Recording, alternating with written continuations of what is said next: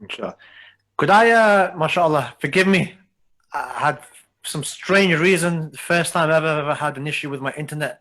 Mashallah. It's probably the barakah of the people watching and speaking, inshallah, probably disrupted the internet. But I just wanted to ask a particular question for us here in the UK. Um, if I start with Sheikh Jamal, what would you like us to know uh, briefly about the historical context of the African American situation? I know that's a big question, but just give me the main points for us here in the UK, Sheikh Jamal.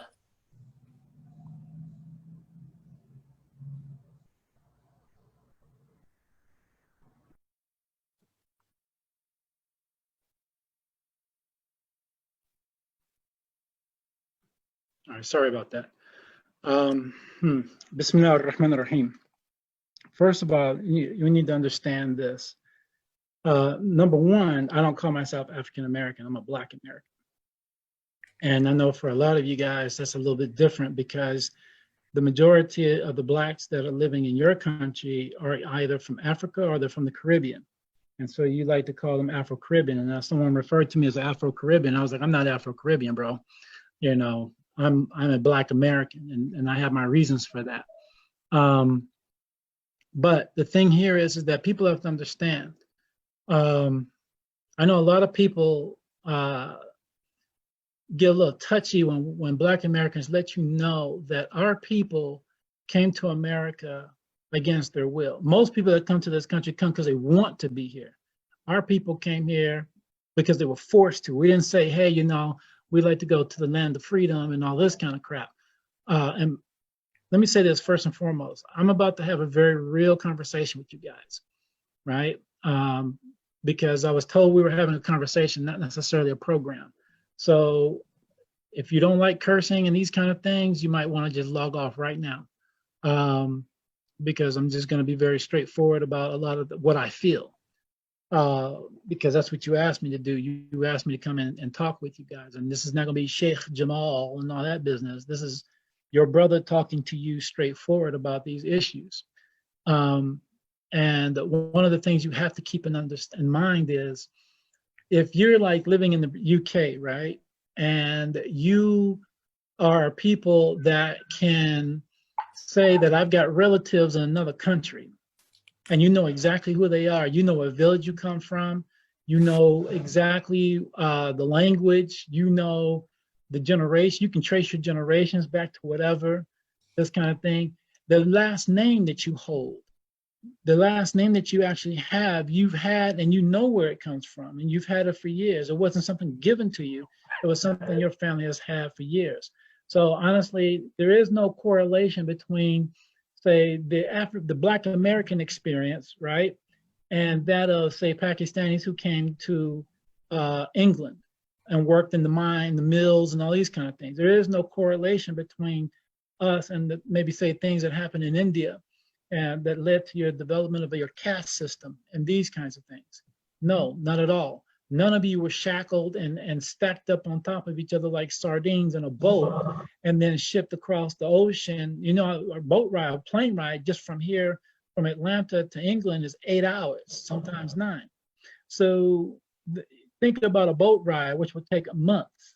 And you think about the people stacked up on each other, pissing on each other, crapping on each other, these kind of things. I think there in Liverpool, they used to have the slave trade museum, and they had a boat there. They had an actual replica of a slave ship. And they used to have the smell and everything else. They had to get rid of it because people were throwing up. People couldn't handle walking into that section of that part of the museum because people would actually start throwing up because it was that disgusting. And that's a simulation. So think about what it was like in real life. So when these people are brought over to the United States, and when you see them, you know, coming in as the product, right? We were product, we were commodities, right? We were property. And they tried to use Christianity to validate the enslavement of Black people. They would tell us that we were the sons of Ham. And for those who don't know who the sons of Ham are, these are the children of Noah alayhi salam, in which one of them happened to see Noah when he passed out, laid on the beach.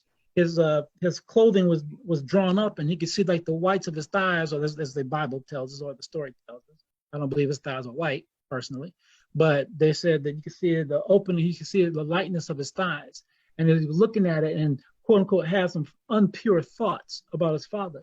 And when his father happened to wake up and see it, he cursed him. And as that result of that curse, black people are the curse of Ham. Well, the reality is that the people who were cursed by Ham had leprosy. And anybody knows anything about leprosy knows that the hairs that grow out the sores are blonde hairs. So who really are the sons of Ham? Not black people, I tell you that. But the point is that this is what they use to try to establish their dominance over black people and justify it, until black people started learning the Bible and started saying, well, how are we all brothers under God, but yet you treat us the way we do? Now you got a problem. And that's where white consciousness started kind of kicking in, because they couldn't justify, when presented with questions like this, how can you justify selling people? But because we were the product, the commodity, we had to be broken down, right? We had, and especially the black male, right? Especially the black male. We are the threat, right? Why? And I'm just look at it like this. Look at most television programs, right? When you see shows like 90210 or these other little shows, usually they'll introduce a black woman, right? Why? Because a black woman is not that threatening. Because a white man can still date a black woman, and from that perspective, it's a point of view of power, because that man still dominates, whether it's his own women or everybody else's women. He still dominates, and there's a power thing there. So being with a black woman is fine. But if you see a black guy coming in, that's a bit of a threat, because why? Now he has dominance over other women, white, black, and otherwise. So the thing is, the black man had to be emasculated in order to control him. So there are a lot of things here. There's a whole lot of things here, but I'm giving you a foundational understanding of what we're up against, because these people that they spent years trying to docilize and emasculate and beat down, and a man gets married, a slave gets married to a woman, but the slave master takes that man's wife and then rapes her, has sex with her, whatever the case may be, and then gives it back to her. It's like, yeah, nigga, I'm in control, and you need to understand your place with me. Well, even in 2020, we still have people with that mentality. Hey, nigga, you need to understand your place. And now you're starting to see more black men doing more things and black women doing more things.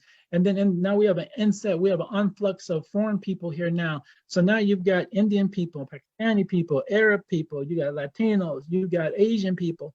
And in American, when we say Asian, we mean like Chinese, Japanese. We don't really consider Indians and Pakistanis, Bangladeshis, Sri Lankans as Asian. So we just call you Pakistani, Indian, Asian. Pakistani, Bangladeshi, Sri Lankan, that kind of thing. We don't really say Asians and include Indian people.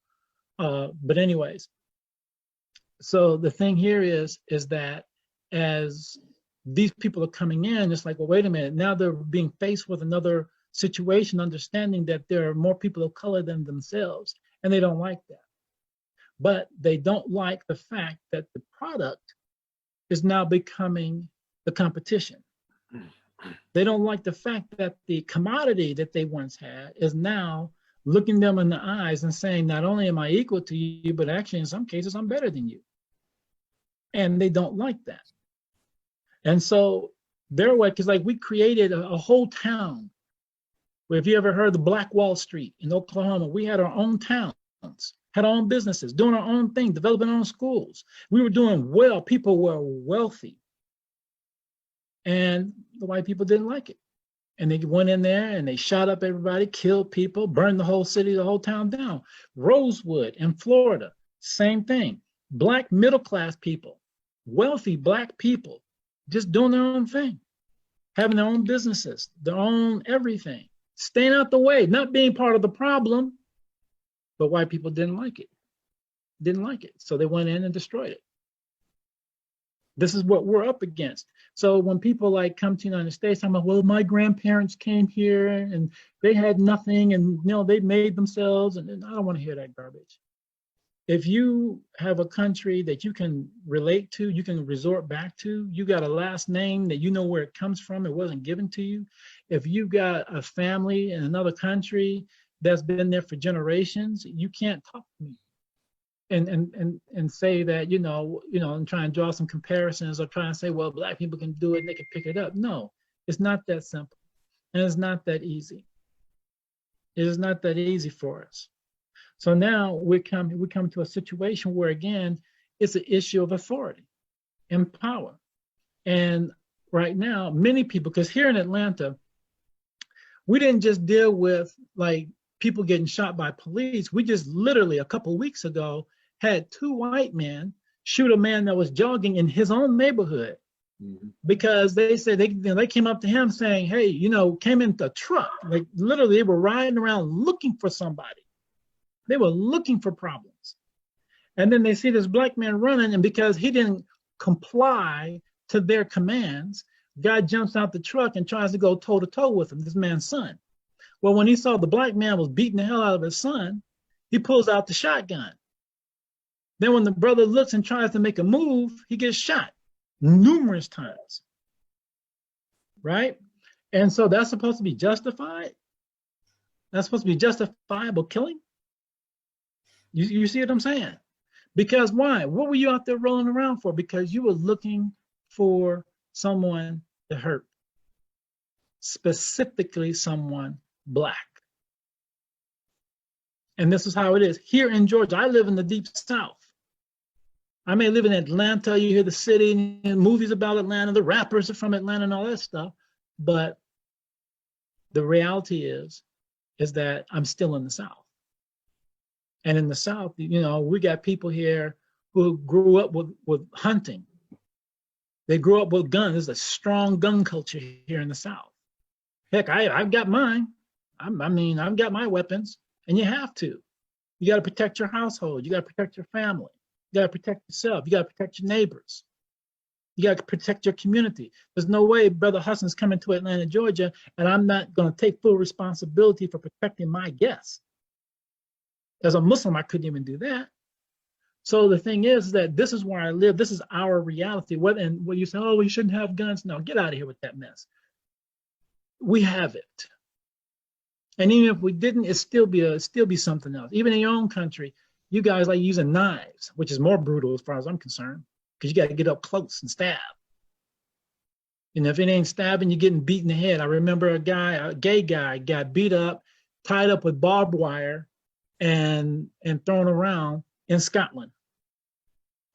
So you guys are just as brutal, if not more so than we are. With a gun this distance, you guys got to get up close. So it's not about guns and gun violence. It's about the fact that there are people who have enough hate in their hearts that they want to hurt Black people and other people of color.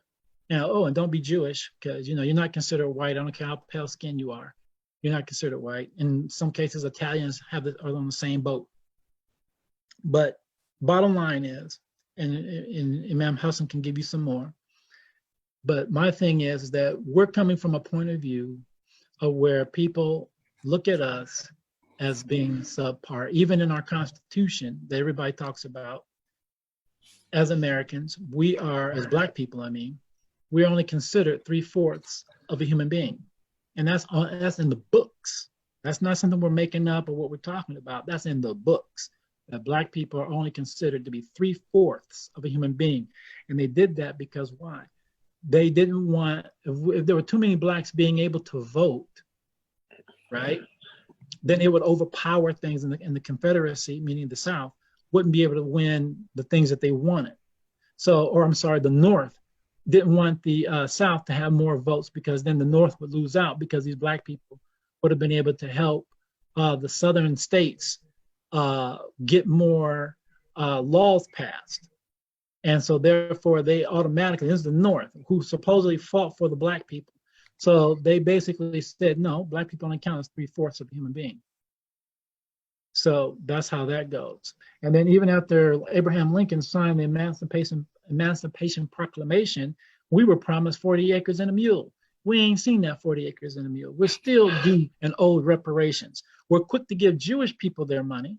We were quick to make other countries give Jewish people, like Germany and Switzerland and a couple other places, they had to pay Jewish people reparations, but yet we as Black people have been waiting, have been promised something we're never going to see. But then they promised the Native Americans a lot of stuff too, and they haven't given them any. So I'm trying to talk fast because there's a lot, but I don't want to take up all the time. Jazakallah khair. Sidi Hasan, if you can provide what you would like us to know here about the historical situation. Again, the main points, because there's a lot to get through, and there's a lot I want to get through this evening, and also allow people to ask questions, inshallah. But yeah, just give us the take-home message for us in the UK, the historical aspects that we need to know. Well, I think that one of the things that's worth mentioning is that some of the historians, meaning from our people, one of the ways that they have critiqued the civil rights movement, they say that there's 3 ways that we failed in regards to that. And that is, one, that we failed to build institutions that outlast us. We equated equality with legislation. And then 3, that we fought to give our money away to them, right? Where before, when they wouldn't allow us in our barbershops, they wouldn't allow us in their stores, right? It forced us to create this economic community between ourselves. But then when we assimilated into the greater, larger society, then we sent our money out, right? So one of the things that we need to be doing, especially as African-American Muslims, that we need to do, we need to build these type of institutes that are going to push these type of institutes where we have control of the entities that govern our lives.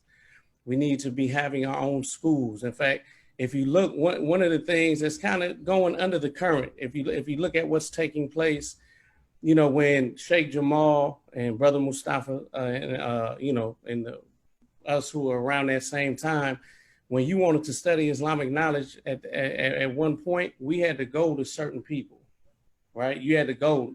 Now, a lot of people who came up under these people, their students, right, now have schools and have institutes, right, where we're educating our own. And so there's kind of this undercurrent. If you look at what Sheikh Abdul Kareem is doing in Detroit, Michigan, with Dar Rahma, if you look at what what Sheikh Jamal is doing, not necessarily within the confines of an institute, but the way that he operates with the brothers there in Atlanta. If you look at what Imam Amin Muhammad is doing in New Jersey. If you look at what Imam Hamza Abdul Malik is doing in Memphis, Tennessee, with the Mi'raj Project, right, which one of my sons actually attends. But it's a project that specifically takes inner city youth, gives them, and is a HIFS program. It's a HIFS/leadership program. And one of the things that we want to do is that we want our children to take hold of this, and we want to put our support behind them, right? Because this thing had a lot of times when you see our leadership here, let me say this, when you see the leadership, the African-American leadership in America, I can say it's in Oakland, but I see it across the states, is that a lot of times that the Imams, their positions are predicated upon, as also directly connected to their means of support and financial situation. And so a lot of times when they have apprentices, they look at them more as a threat than someone that they can pass the torch to, right? And so in this affair of ours, you have 2 types of Muslims, I would say. You have the Muslims, just like in the civil rights discussion, you have those who are violent and you have those who have non-violent. If you hear them talk, you can clearly see what side of the spectrum they're on, even if they're not talking about the subject. Whereas Muslims, you have those people who are Jamaat orientated. And if you're not Jamaat orientated, then you're kind of like nominally Muslim, right? There's no accountability to anything. And so those of us who think like this, we're not threatened because this is something that's bigger than us. And we're trying to take our children We're trying to put them in positions so that this thing can go forward, so it can have longevity, so we can build those very things that we're talking about that's going to make us sustainable. So Because the historical thing there is that we failed in what I'm speaking about is things that we failed. This is what they said, that, you know, these were the shortcomings of of the movements of the past. You know, go ahead. So if you were to, in terms of the slaves that were taken from their country of origin and taken to America, they stopped off in Liverpool, and Sheikh Jamal obviously saw that the museum is a very difficult place to go to. But I believe that, according to research, a significant number were Muslims. Could you tell us a little bit about that? Yeah, there's different theories of as far as the actual amount. Some I've heard as low as, like, I believe 3 to 8, and then some even say that 1/3 of the Muslims that came over. In fact, if you go to the Lorraine Hotel, which is, they turned into a museum where Martin Luther King was assassinated, you know, they kind of always start our history with this with slavery, right? And in there, it kind of begins with that. But they have 4 historical figures listed when you see them. 3 of the 4 are Muslims. You know, some of the only autobiographies that they have and I don't say slaves, I say enslaved Africans, because we're not a slave people, right? This is something that happened to us in history. But nonetheless, you know, in fact, if you look at that, a lot of the uprising and rebellions that took place actually took place at the hands of the Muslims, because when the tribes came over, a lot of the tribes, they couldn't speak to one another. They didn't speak each other's native tongues. But those who were Muslims, they were able to utilize the Arabic, and so they were able to communicate with each other. So a lot of times they were in positions of leadership in these rebellions, right? A lot of times they were the ones who headed these armed resistance. In fact, and if you look at some of the documentation that we have from so-called slave owners, right? We don't call them slave masters, but the slave owners. When they reference some of the Muslims who were in bondage under them, a lot of times they'll say that they were uppity, right? A lot of times you'll hear them say that they were, that they thought they were better than the others. But, you know, one of the realities that revolve around that, something that Sheikh Jamal was alluding to earlier, as soon as we walk into a room, you know, there's already a pre-notion of who we are or who we aren't. So immediately upon meeting us, we're either proving the stereotype that you already believe about us, right? I mean, how many times have people heard, "Oh, yeah, you're a real good brother," right? Why? Because it's what they call exceptional. I believe it's called exceptionalism. Well, basically, where they may see you different because they interacted with you. They say over 51% of white Americans haven't even interacted with anybody of any other nationality. And so when that takes place, what ends up happening, they see that we're human just like they're human, right? I mean, this is case studies, right? Their position will change once they have an intimate relationship. If it's in a relationship, if it's a co-worker, if it's just a friendship, right? But what ends up happening, they may change, a lot of times they may change their respect on you, but they may see your uncle, your daughter, your sister the same way as they generally seen your people before you. You know, and James Baldwin, he was saying, how is it, imagine our situation when the people who have control of our lives are people who are, for the most part, so ignorant that we can't even have a conversation to help better our situations, because they can't help but see us in the ways that they've been trained to see us. You know, it's interesting. You say that. You know, this idea of being trained to see. Sheikh Jamal, I want to bring you in here at this moment.